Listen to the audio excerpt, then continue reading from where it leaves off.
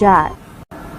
तो यहां आपसे प्रार्थना की जाती है, जब तक सत्संग चले आप सब चिंताएं और इधर उधर की गल्ला बातें छोड़ के ध्यान से सत्संग सुनो। रामानंद जी ने कहा था, तुम साहेब तुम संत हो, तुम सतगुरु तुम हंस, और गरीबदास तेरे रूप बिना और न तुझा अंश। तुम ही साहेब हो, तुम ही सतगुरु हो। साहेब तो भगवान हो ही, आप सच्चा ज्ञान देने वाले सतगुरु भी आप ही हो। और आपके अंदर एक भगत के लक्षण है। आप जैसे परमात्मा आए थे कबीरदास, हमारे लिए एक रिहर्सल करके छोड़ गए कि यहाँ बकवाद नहीं चलेगी, जितना अधीन होगे भगवान उतना निकट आपका होगा। अधीनी के पास है वो पूर्ण ब्रह्म दयाल, मान बड़ाई मारियो बेअदबी श्रीकाल। हमें सब परमात्मा भक्ति के लक्षण भी बता के गए हैं और उनसे होने वाली हानियों का भी परिचय दिया है, और किस प्रकार आपकी भक्ति नष्ट होती है वो भी जानकारी दी है, और कैसे सुरक्षित रहेगी। जैसे माता गर्भ को रखे यत्न बनाए, ठेस लगे तो छन होवे तेरी ऐसे भक्ति जावे। तो जो प्रसंग चल रहा था कि जैसे आप पूर्व जन्म के पुण्यकर्मी प्राणी हो, उनको मनुष्य जीवन मिला है, तो वो आज भी भक्ति की कसक आप में विद्यमान है, आप भटक रहे हो। और कुछ ऐसे व्यक्ति हैं, एक ही घर में एक तो इस ज्ञान को सुनते ही भाग लेता है, और दूसरे को समझाने की चेष्टा करते हैं तो भी वो नहीं मानते हैं, विरोध करते हैं। तने देवी देवता छोड़ दिए, तने बैठा दिया है, देवता रुष्ट हो जाएंगे, ये हो जाएगा, नुकसान हो जाएगा, या वो भक्ति करते ही नहीं है। तो इसका कारण बताया परमात्मा ने। कबीर साहब कहते हैं, सठ दल दोनों दीन का, दिल में दोष न धार, सतगुरु का कोई एक है, यू काल का सब संसार। जैसे कोयल जो होती है, ये कोयल अपना अलग से घोंसला बना कर अंडे नहीं पैदा करती, क्योंकि अलग से वो अंडे देती है तो कौवे उसको खा जाते अंडों को। वो ऐसे सूझबूझ से अपना काम निकालती है। जो मादा काग कौवी कहीं अंडे उत्पन्न कर देती है, उस ताक में रहती है, और जब वो कभी बाहर जाती है अपना आहार करने के लिए, चुग्गा चुगने के लिए, तो पीछे से उसी के घोंसले में अंडे उत्पन्न कर देती है। अब वो कभी वापस आती है तो वो 2 के स्थान पर 4 अंडे पाती है, लेकिन वो समझ नहीं पाती है तेरा कौन सा है, दूसरा कौन सा है। तो उन सभी को वो उसको परिवरिश कर देती है, उनसे बच्चे निकाल देती है, और उनमें उसका अपना सा मोह हो जाता है। और वो कोयल सामने देखती रहती है, उनके आसपास रहती है कि कब ये बच्चे उड़ने योग्य हों और फिर इनको मैं साथ ले जाऊं। जब वो देख लेती है कि ये बच्चे कुछ दूर तक उड़कर वापस आने लग गए हैं, तब दूर वृक्ष पर बैठ कर अपनी बोली बोलती है कुहू कुहू की। जो कोयल के बच्चे होते हैं वो उस आवाज़ से प्रभावित होते हैं, और ऐसे चारों तरफ देखते हैं, उस आवाज़ के साथ वो खींचे चले जाते हैं। और जो काग वाले होते हैं उनका असर भी नहीं होता, वो अपने बैठे ऐसे ही, वो उड़कर चल पड़े। कोयल वाले काग वाले वहीं रह गए। अब कौवी दौड़ती है, उड़ती है पीछे पीछे उनके साथ कि मेरे बच्चे गए, तो कोयल और दूर चली जाती है, कुहू कुहू करती हुई उड़ती हुई, तो बहुत दूर निकल जाती है। कौवी वापस आ जाती है कि कहीं पीछे ये बच्चे तो गए सो गए, कहीं पीछे वालों को हानि ना हो जाए, उनको छोड़कर वह वापस आ जाती है। तो कोयल वाले बच्चे अपनी माँ की बोली पहचान कर उसके साथ चले जाते हैं, और काग वाले वही रह जाते हैं। घर घर के अंदर आज ऐसी स्थिति हो चुकी है। जो परमात्मा के पूर्व जन्म के संस्कारी हंस हैं, परमात्मा की इस बोली को, कोयल की बोली को सुनते ही फड़क गए और भाग लिए सतलोक आश्रम की ओर। और वो भी अगर शाने नहीं हुए हैं, अभी समझन जोगे जो शेष रह रहे हैं, ये भी हो सकता है, तो वो भी अगर कोयल के होंगे तो अवश्य सतलोक आश्रम बरवाड़ा में आना पड़ेगा उनको। तो ठीक इसी प्रकार पिछले संस्कार से आपको सब वस्तु प्राप्त हो रही है, लेकिन आगे की भी तैयारी करवानी है।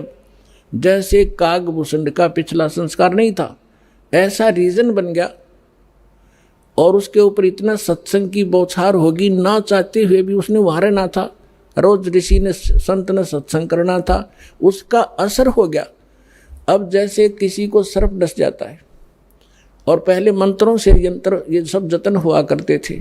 गारुड़ एक मंत्र सिद्ध कर लेता है ये वेद का, और उस मंत्र से फिर वो विष उतारता है।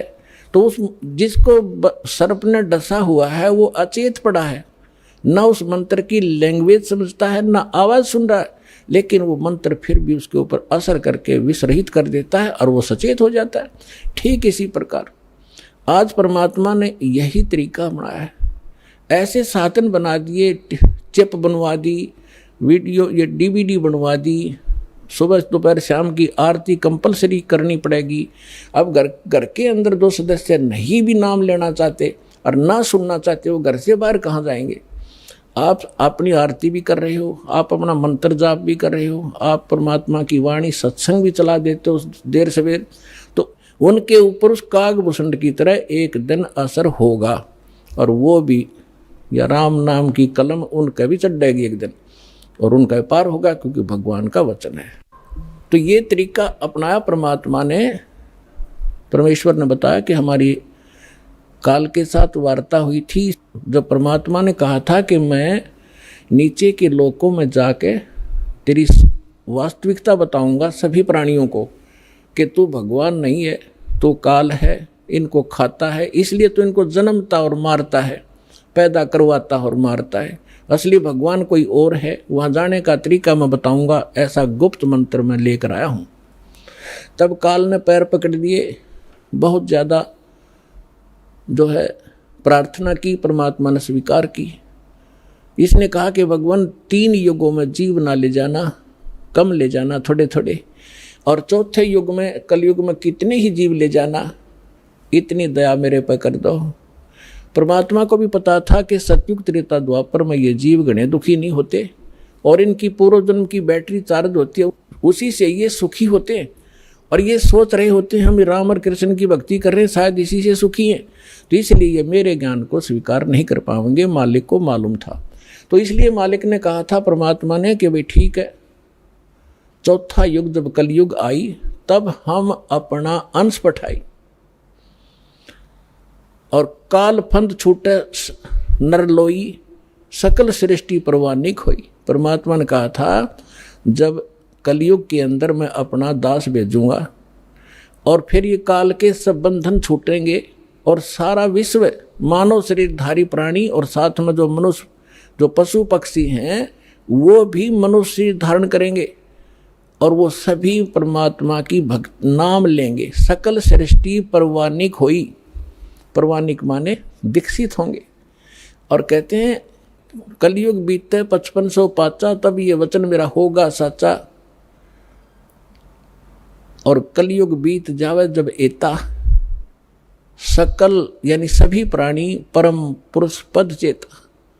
600 वर्ष पहले मालिक की वाणी में लिखा हुआ है, कबीर वाणी में, सच्चिदानंद घन ब्रह्म की वाणी में, यानी सूक्ष्म वेद में, उस तत्व ज्ञान में लिखा है। परमात्मा ने बोला था, धर्मदास जी लिखा था, उसमें कहा है कि जब चौथा युग जब कलयुग आई तब हम अपना अंश पठाई, और काल फंद छूटे नरलोई, नर नारी सभी का काल का फंद छूटेगा, जो इसने जकड़ रखा है, मूर्ख बना रखा है, बस इतना ही सीमित कर दिया, ये तेरा बेटा है या तेरी बेटी है, ये तेरी कार या तेरी कोठी है, 1 मिनट में मृत्यु हो जा, छोड़ बेटा, अब ये सब मेरी है, तू गधा बन। तो यह भूल या हमारे साथ इसने धोखा कर रखा था, इस ज्ञान से अब हमें खूब समझ में आएगा, और हमारे बच्चे भी सुरक्षित रहेंगे, हम भक्ति करेंगे। परमात्मा की शरण में आने से हमारे प्रारब्ध के जो पाप आने हैं, मृत्यु होनी, अकाल मृत्यु या कोई अन्य अंग भंग होना है, वो नहीं होगा। अगर आप नियमित रहोगे, सच्चा विश्वास के साथ ही सद्भक्ति करोगे, तो वो दुख टलेंगे, आपके बच्चे आखिर तक आपके साथ रहेंगे जब तक, और वो भी मुक्त होंगे और आप भी होंगे, यदि सारे भक्ति पर लग जाओगे। तो परमात्मा ने कहा था कि सकल सृष्टि परवानिक होई, काल फंद छूटे नरलोई, काल का जो बंधन है कर्मों से बांध रखा इसने, और ये सब छूटेगा और सारी सृष्टि उपदेशी होगी। कलयुग बीते 5500 पाचा, धर्मदास जी से कहा था कि कलयुग बीते 5500 पाचा, तब ये वचन मेरा होगा सच्चा।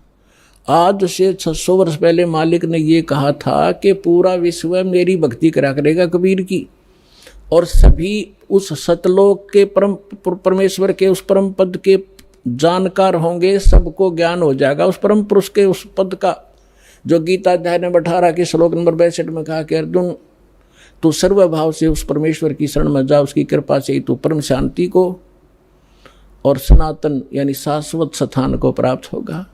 गीता अध्याय नंबर 15 के श्लोक नंबर 4 में कहा कि तत्वदर्शी संत की प्राप्ति के उपरांत यानी तत्व ज्ञान से परिचित होने के उपरांत परमेश्वर के उस परम पद की खोज करनी चाहिए, जहाँ जाने के बाद साधक फिर लौटकर कभी संसार में नहीं आते। और जिस परमेश्वर ने सब ब्रह्मांडों की रचना की है, अपने विषय में गीता ज्ञानदाता कहता दूसरे अध्याय के 12वें श्लोक में, चौथे अध्याय के 5 और 9 श्लोक में, 10वें अध्याय के दूसरे श्लोक में कि अर्जुन तेरे और मेरे बहुत जन्म हो चुके हैं, आगे भी होंगे और पहले भी हम जन्मते रहे हैं। इसलिए वो कहता अर्जुन तू सर्वभाव से उस परमेश्वर की शरण में जा, जिसकी कृपा से तू परम शांति को और परमात्म सनातन परम धाम को प्राप्त होगा। तो यहाँ बता रहे हैं परमेश्वर कि कलयुग बीत जावे जब एता 5500 वर्ष 5 वर्ष, और तब सकल प्राणी उस परम पुरुष के परम पद चेता, उस परमेश्वर के उस परम पद के सभी जानकार हो जाएंगे। कोई सतलोक है, सचखंड है, जहाँ हम रहते थे वहाँ जाना है, तो जहाँ आशा ताबाशा हुई मन कर्म वचन सुमरियो सोई। तो जो प्रसंग चल रहा है हम उसी पर आते हैं। अब आपके जो पूर्व जन्म के संस्कार हैं उस कारण से आप भक्ति की चाह आप लिए हुए हो। दुर्भाग्य आपका कि उन नकली संतों के पास पहुंच गए। तो परमात्मा ने कहा था कि जब कलयुग 5505 बीत जाएगा, उसमें सभी पंथ और सभी जितने भी मजहब अपना उनके धर्म गुरु वर्तमान गुरु जो भी ज्ञान रखते हैं वो सब सुना चुके होंगे, उनकी बहुत बड़ी पुस्तकें बन चुकी होंगी।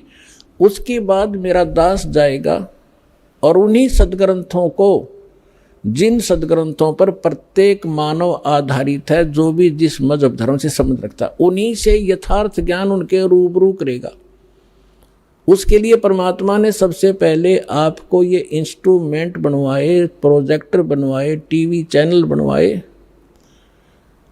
दास आपको तो अब समझ में आएगी कि ये क्या हो रहा है, और आपको इतना तो ज्ञान है कि आज से 10-12 वर्ष पहले इनका नामो निशान नहीं था, और वो पीछे जाओगे तो किधर सोच भी नहीं थी कि ये ऐसे इंस्ट्रूमेंट बनेंगे। यदि मानव बना सकता तो बहुत पहले बना लेता इसको। ये परमात्मा का दिया हुआ ज्ञान बुद्धि है, पूरा विश्व उसके बालक हैं। कहीं से भी इसने किसी क्षेत्र से, पृथ्वी के किसी कोने से भी इंस्ट्रूमेंट किसी भी अपने बच्चे से बनवाया, ये गॉड गिवन माइंड है। मानव जीव सत्र का ये नहीं बना सकता। ये इसलिए बनवाया दाता ने, पहले आपको शिक्षित किया। अब इस दास का जन्म 1951 में हुआ, तब तक शिक्षा का कोई नामो निशान नहीं था। इक्का दुक्का की तो पढ़ा करता कोई, और उसके बाद एकदम बाढ़ सी आ गई। इतने आकर्षित हुए, कारण कुछ भी बिना, चाहे रोजी रोटी के लिए सब ने डिवोट कर दिए अपने बालक। 20-20 वर्ष तक बेटा बेटी पढ़ो पढ़ो, और मालिक ने दया करनी थी कि इसका सदुपयोग करेंगे। फिर ये इंस्ट्रूमेंट आपके सामने है, सदग्रंथ आपके रूबरू कर रहा है दास, और उनका निष्कर्ष निकाल के परमात्मा के ज्ञान से तोल रहा है। तो इस मानुष जीवन का मूल उद्देश्य यही है कि आप भक्ति करके यहाँ से पीछा छुटवाओ, और जिस परिवार को आप सुखी और धनी देखना चाहते हो वो भी भगवान से ही हुआ करता है। भगवान आपको दोनों काम करेगा, यहाँ भी सुख देगा और मोक्ष भी मिलेगा। अब ऐसा कौन अनजान होगा जो इस अवसर ने चूकेगा? अब सभी इस बात को स्वीकार करेंगे। तो प्रसंग अब चल रहा था कि हम जब सतलोक से आए, हम धनी थे भक्ति के। इस काल भगवान ने अपने ऊपर रेस्टोरेंट बना रखे हैं, स्वर्ग महास्वर्ग। प्रत्येक जो भी देव है उन देवों के अपने लोक हैं अलग से, जैसे विष्णु लोक, शिव जी का लोक, ब्रह्मा जी का लोक और गणेश जी का लोग ऐसे, तो वहाँ इन्होंने अपने रेस्टोरेंट बना रखे हैं। वहाँ जो विष्णु जी का पुजारी वहाँ जाएगा, उसने जितने पुण्य किए हैं, भक्ति की है भगवान की, तो उसका टैक्स लेगा वो उस रेस्टोरेंट में 10%, किसी ने 20% उसकी पुण्य कमाई से, और वहाँ सब सुविधाएं उनको देंगे जैसे होटल में होता है। पैसे उसी के होंगे, खर्च पुण्य उसी के होंगे, उन पुण्यों से भी 10-20% वो ये देवता हम आपसे टैक्स लिया करते हैं। और जब आपकी वहाँ पूंजी समाप्त हो जाएगी, पुण्य समाप्त होती है, आपको 84 लाख योनियों में गधे कुत्ते जो भी संस्कार वश है वहाँ भेज दिया जाएगा। और अब हम जो सतलोक कैसे जाएंगे, हमारी भक्ति शास्त्र अनुकूल ना होने से हमारे पूर्व जन्म के जो संस्कार थे वो सतयुग त्रेता द्वापर में अक्षीण हो गए। अब चौथा युग जब कलयुग आ गया, अब इसमें आप देख रहे हो कोई प्राणी सुखी नहीं है, कोई भी सुखी नहीं है। चाहे ऊपर तो आपने कितना चिकना चोपड़ा दिखता हो और चाहे प्रधानमंत्री दिखाई देता, उसको चैन सपने में नहीं है। कोई ना कोई ऐसी टेंशन उसके घर करी हुई है कि वो बता भी नहीं सकता किसी को। तो इसलिए परमात्मा को ये मालूम था कि जब इनके पुण्य क्षीण हो जाएंगे तब इनकी आंखें खुलेंगी। ये वो भक्ति भी करके छक लेंगे, उन संतों के पास भी भटक कर छक लेंगे जिनको ये संत मानते, और फिर भी ये ज्यों के त्यों रहेंगे, तब हमारे दास के पास आएंगे। और वो ऐसा मंत्र समर्थ के पास वो पावर है कि आपके संस्कार प्रारब्ध के दुख को भी, प्रारब्ध के संस्कार को भी वो चेंज कर सकता है। मासा घटे न तिल बधै, विद ना लिखे जो लेख, और सच्चा सतगुरु मेट कह ऊपर मार दे मेघ। अब सतगुरु ना मिलने से भेड़ पूछ को पंडित पकड़े बादो नदी बिहंगा, गरीब दास वो भवजल डूबे जिनको नहीं साध सत्संगा। कबीर इस संसार को समझाऊं के बारे, ये पूछ पकड़ के भेड़ की और उतरा चावे पारे। साधना तो नकली कर रहे हैं और इंतजार कर रहे हैं सुख होने की और मोक्ष की। कहते हैं संशय शोक सराय में सुतक दिन राती, और जीवत जग में जूती पड़े फिर जम तोड़े छाती। सत साधना ना करने से हमेशा आपके संशय और शोक, ये दुख सदा बने रहेंगे, और जीवित जग में जूती पड़े यहाँ नरे कष्ट भोगोगे, और फिर जम तोड़े छाती, यम के दूत आगे फिर बहुत दुखी करेंगे जो सत साधना नहीं कर रहे। तो यहाँ क्या बताते हैं परमात्मा, फिर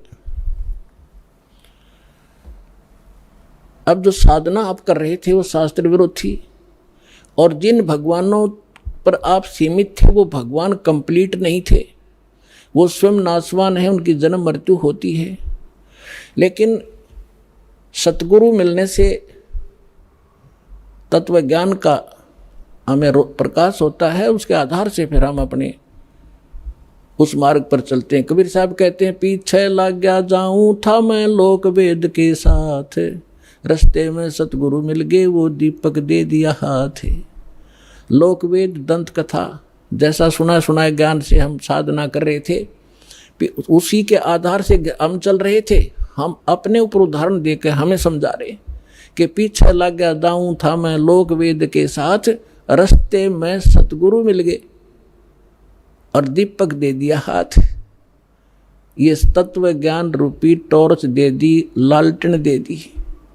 अब इसकी रोशनी में हम गड्ढों में, बोझड़ों में, कांटों में नहीं जाएंगे, इसके प्रकाश से हम सुमार्ग पर चलकर मंजिल पर पहुंच जाएंगे। अब हम आते हैं जो आज प्रसंग शुरू किया था कि हम यहाँ किस लिए जन्मे हैं, हमारा उद्देश्य क्या है, हम क्यों जन्म मर रहे हैं। हम अपने बच्चों के लिए, अपनी संपत्ति के संग्रह करने के लिए सारा जीवन न्यौछावर कर देते हैं, और हमारे सामने या तो कोई बच्चे की मृत्यु हो जाती है या स्वयं ही हम चले जाते हैं। तो उस समय हमारी बुद्धि काम करने योग्य नहीं रहती, केवल हाहाकार, रोना पीटना, अब क्या होगा, बच्चों का क्या होगा, कहाँ जाऊंगा। तो इतनी सी बात समाई रह जाती है। तो यहाँ परमात्मा हमें याद दिलाते हैं कि अब आपको एक विकल्प दिया जा रहा है कि आप ये साधना करो जो शास्त्र अनुकूल है, और शास्त्र अनुकूल साधना इस दास के अतिरिक्त इस विश्व में नहीं है। कुछ दिनों में बुद्धिमान हो आपके रूबरू सारा ज्ञान होगा।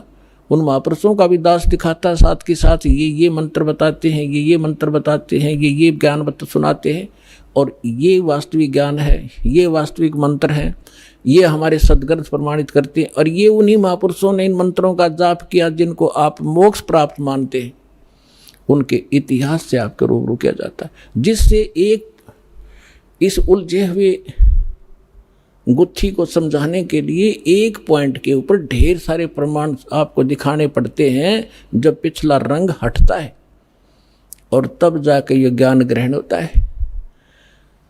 तो जो प्रसंग चल रहा है कि जैसे कई भक्त कह देते हैं कि आपके जैसे कबीर पंथियों से हमारे भक्त मिलते हैं, या राधा स्वामी वालों से, धन धन सतगुरु वालों से, ये ही ज़्यादा भगवान उस सतलोक का ठेका ले रहे हैं कबीर पंथी।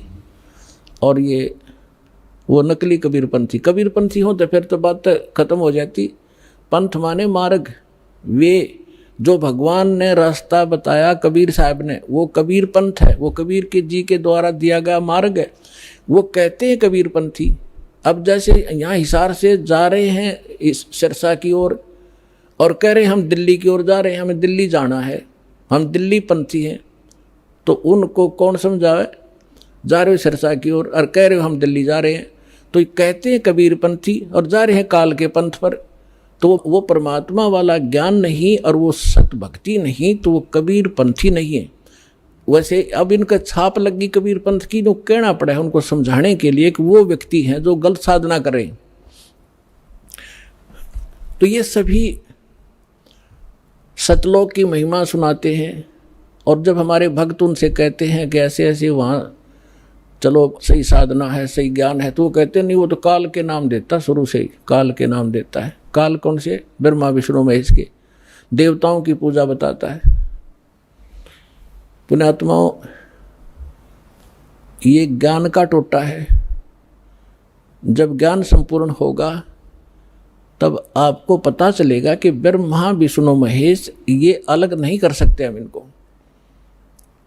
जैसे श्रीमद् भगवद गीता अध्याय नंबर 15 के श्लोक नंबर 1 से लेकर 4 में एक विशेष विवरण है कि ये ऊपर को जड़ और नीचे को तीनों गुण रूपी शाखा वाला उल्टा लटका हुआ एक संसार रूपी वृक्ष समझ लो, और इसकी तीनों गुण रूपी शाखा है।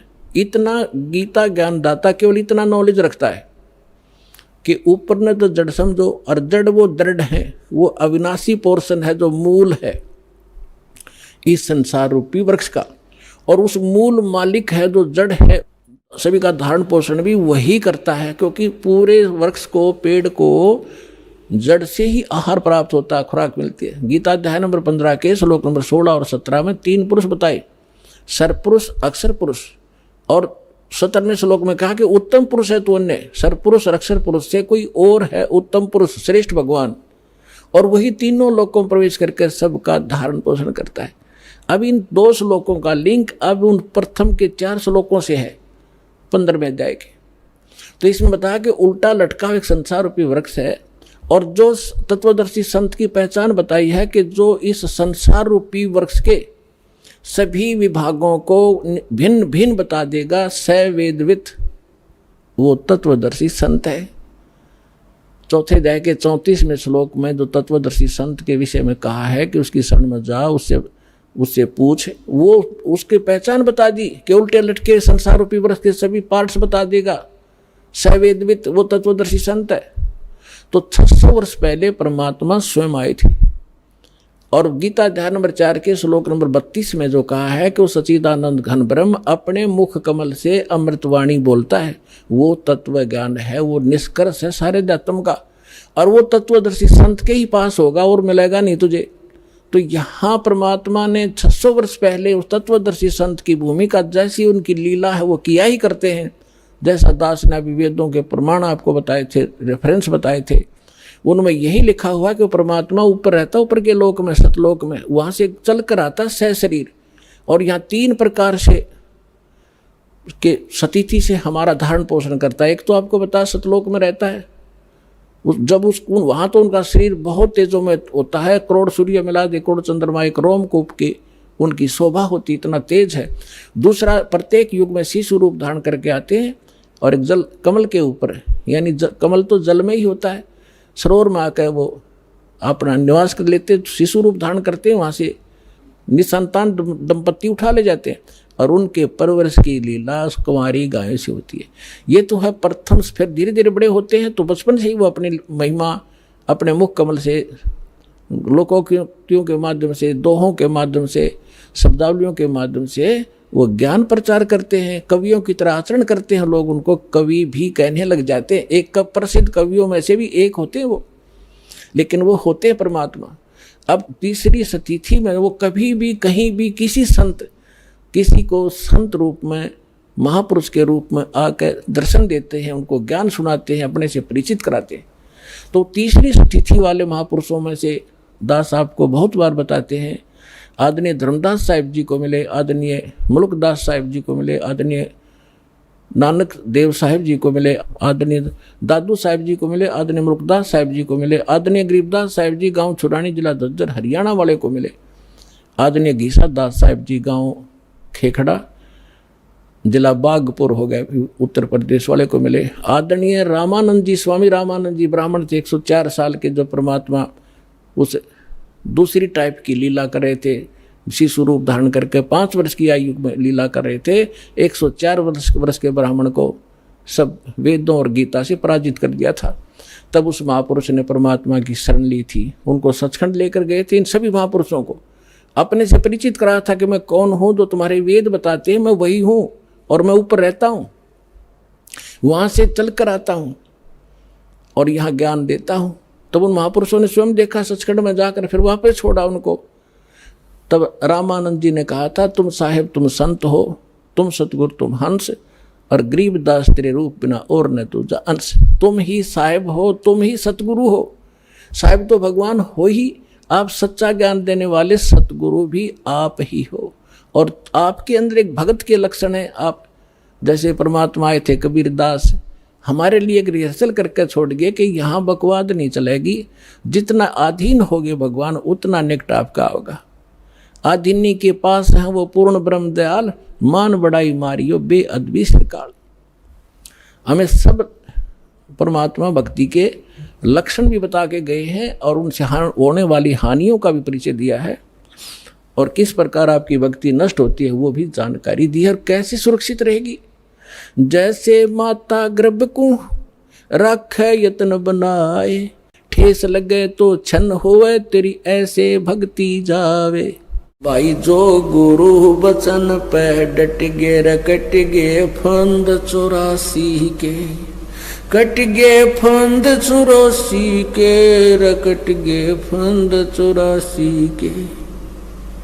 भाई जो गुरु बचन पे डट गे रकट गे फंद 84 के। वस्तु मिली ठोर की ठोर, मिट गई मन पापी की दौड़।